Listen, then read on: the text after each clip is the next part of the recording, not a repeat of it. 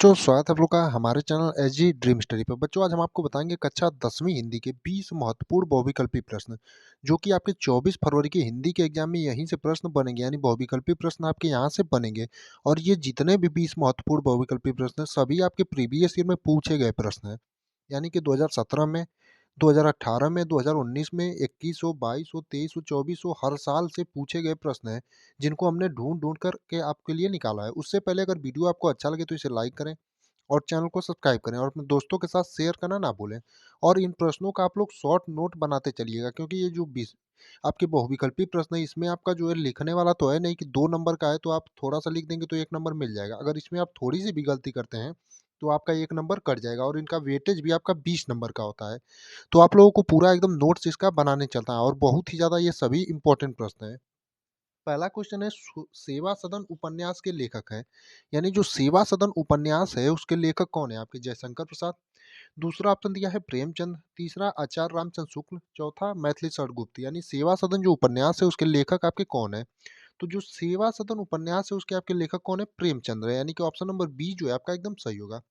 आपको बता दें प्यारे बच्चों, इसमें जितने भी क्वेश्चन है सभी आपके यूपी बोर्ड एग्जाम 2025 के दृष्टिकोण से बहुत ही ज्यादा महत्वपूर्ण है। तो आपको सबको एकदम अच्छे से तैयार करना है।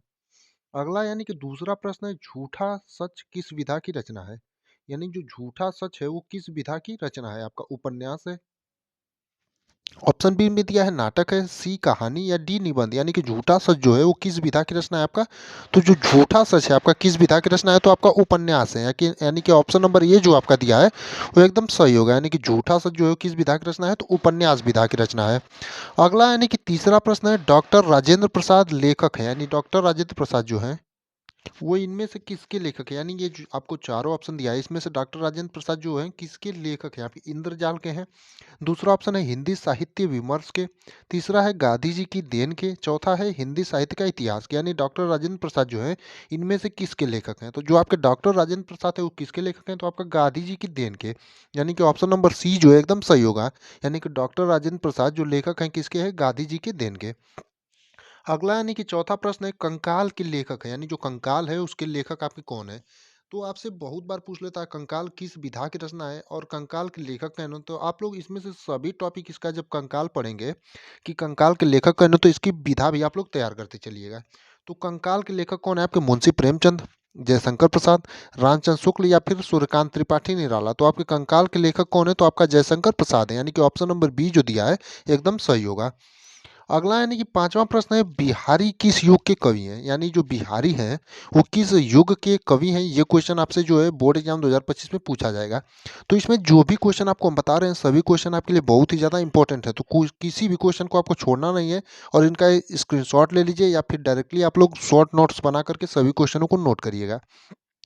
अगला है, बिहारी किस युग के कवि हैं? आपका द्विवेदी युग, शुक्ल युग, शुक्लोत्तर युग, या फिर रीतिकाल। तो बिहारी आपके किस युग के कवि हैं? तो आपका रीतिकाल के। यानी कि ऑप्शन नंबर डी जो दिया है एकदम सही होगा। यानी बिहारी जो आपके हैं वो किस युग के कवि हैं? तो आपका रीतिकाल के कवि हैं। अगला यानी छठवां प्रश्न है, रसिक प्रिया के रचनाकार हैं। यानी जो रसिक प्रिया है उसके रचनाकार आपके कौन है? यानी कि रसिक प्रिया जो है उसके रचनाकार कौन है आपके? महादेवी वर्मा, जयशंकर प्रसाद, मैथिली शरणगुप्त, या फिर केशोदार। तो आपके रसिक प्रिया के रचनाकार कौन है? तो ये आप सबको याद होना चाहिए। पहले भी ये क्वेश्चन हमने आपको एक वीडियो बनाया था, उसमें करा रखा है कि रसिक प्रिया के आपके रचनाकार कौन है? तो केशवदास हैं। यानी कि आपका चौथा वाला जो ऑप्शन है एकदम सही होगा। यानी रसिक प्रिया के आपके रचनाकार कौन है? तो केशवदास हैं। अगला यानी कि सातवां प्रश्न है, छत्रसाल दशक के रचनाकार हैं। यानी जो छत्रसाल दशक है इसके रचनाकार आपके कौन है? तो छत्रसाल दशक के रचनाकार कौन है? आपके बिहारी हैं, केशवदास हैं, मतीराम है, भूषण है। यानी छत्रसाल दशक जो है उसके रचनाकार आपके कौन है? तो छत्रसाल दशक जो है उसके रचनाकार आपके भूषण है। यानी कि ऑप्शन नंबर डी जो है आपका एकदम सही होगा। यानी कि छत्रसाल दशक के रचनाकार कौन है? तो भूषण है। आठवां प्रश्न है, आंगन के पार द्वार के रचनाकार हैं। यानी जो आंगन के पार द्वार है उसके आपके रचनाकार कौन है? धर्मवीर भारती हैं, अज्ञेय हैं, जयशंकर प्रसाद हैं, या फिर मतीराम है। तो आंगन के पार द्वार जो है उसके आपके रचनाकार कौन है? तो अज्ञेय है। यानी कि ऑप्शन नंबर बी जो आपका दिया है एकदम सही होगा। 9वें नंबर का क्वेश्चन है कि द्विवेदी युग की समय सीमा, यानी जो द्विवेदी युग है उसकी समय सीमा कौन है? तो आपका 1919 ईस्वी से 1938 ईस्वी तक, 1936 ईस्वी से 1943 ईस्वी तक, 1900 से 1918 ईस्वी तक या फिर 1843 से अब तक, यानी कि इनमें से कौन सी जो है आपकी द्विवेदी युग की समय सीमा है? तो आपका 1843 तक से अब तक जो है वो आपके आधुनिक काल की समय सीमा है। 1900 से 1918 ईस्वी जो है वही आपकी द्विवेदी युग की समय सीमा है, यानी कि ऑप्शन नंबर सी जो है द्विवेदी युग की समय सीमा कौन सी है? तो 1900 ईस्वी से 1918 ईस्वी तक जो है आपकी द्विवेदी युग की समय सीमा है।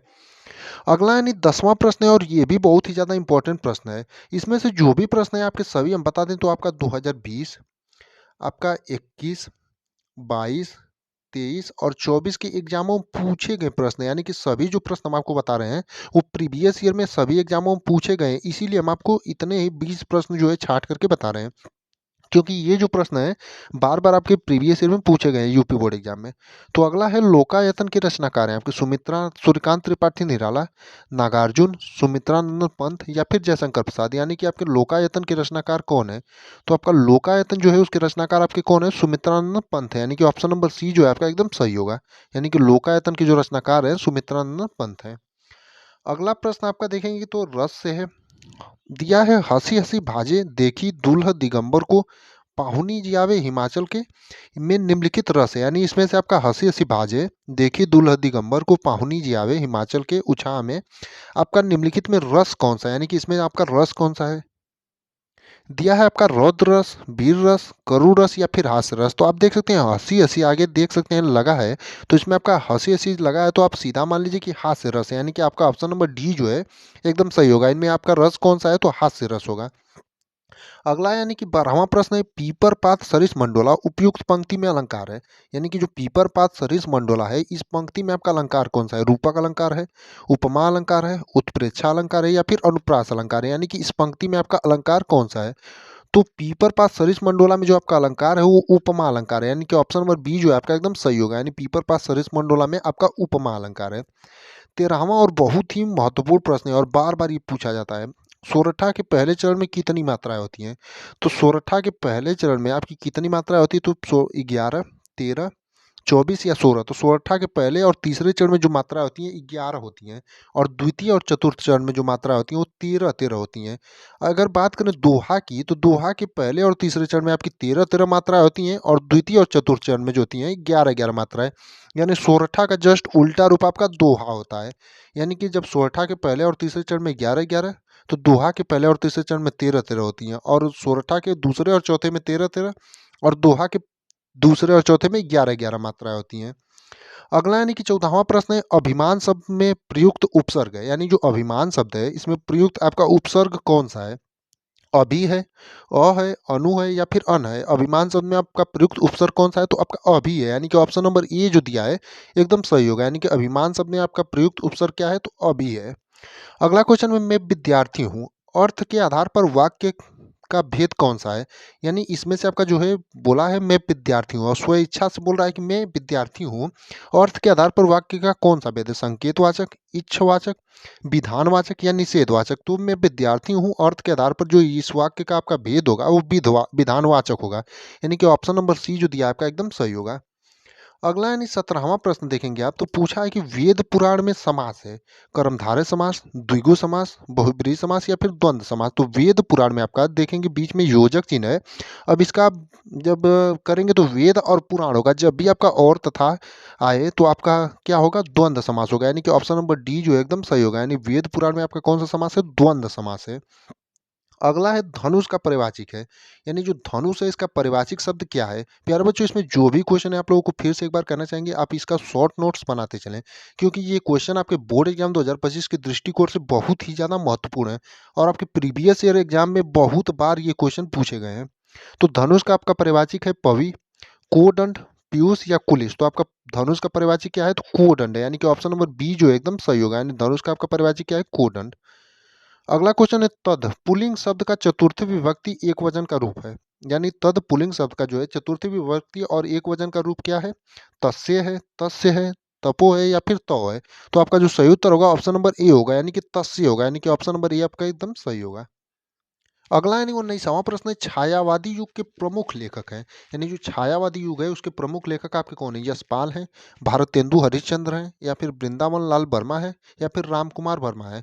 तो आपका छायावादी युग के प्रमुख लेखक जो है इसमें से आपके कौन है? राम कुमार वर्मा है। यानी कि ऑप्शन नंबर डी जो है आपका एकदम सही होगा। यानी कि छायावादी युग के आपके प्रमुख लेखक कौन है? तो आपके राम कुमार वर्मा है। यानी कि डी वाला जो ऑप्शन है आपका एकदम सही होगा। अगला यानी कि 20वां और अंतिम प्रश्न, कलम का सिपाही की रचना किसने की?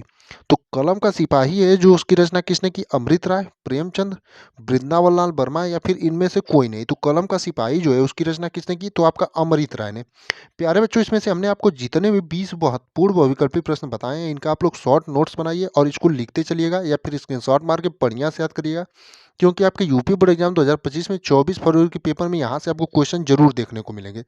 और आपको बता दें कि हम रोज आपको जो है पी बाई क्यू क्वेश्चन भी कराएंगे, उसके साथ आपका जो है एक मॉडल पेपर भी सॉल्व कराने का प्रयास करेंगे सभी विषयों का। यानी आपका हिंदी हुआ, आपका इंग्लिश हुआ, आपका सभी विषयों का जो है मॉडल पेपर साइंस हुआ, और प्रीवियस ईयर क्वेश्चन और जितने भी महत्वपूर्ण क्वेश्चन यहाँ से हम आपको सॉल्व कराएंगे, जिसके लिए आप लोग हमारे चैनल को सब्सक्राइब करिएगा। और इतना जितना आपको 20 महत्वपूर्ण बहुविकल्पी प्रश्न बताया है इसको आप लोग एकदम बढ़िया से तैयार करिएगा, क्योंकि यहाँ से क्वेश्चन आपके बनेंगे, क्योंकि ये जो क्वेश्चन थे ये लगातार आपके प्रीवियस ईयर में पूछे गए हैं।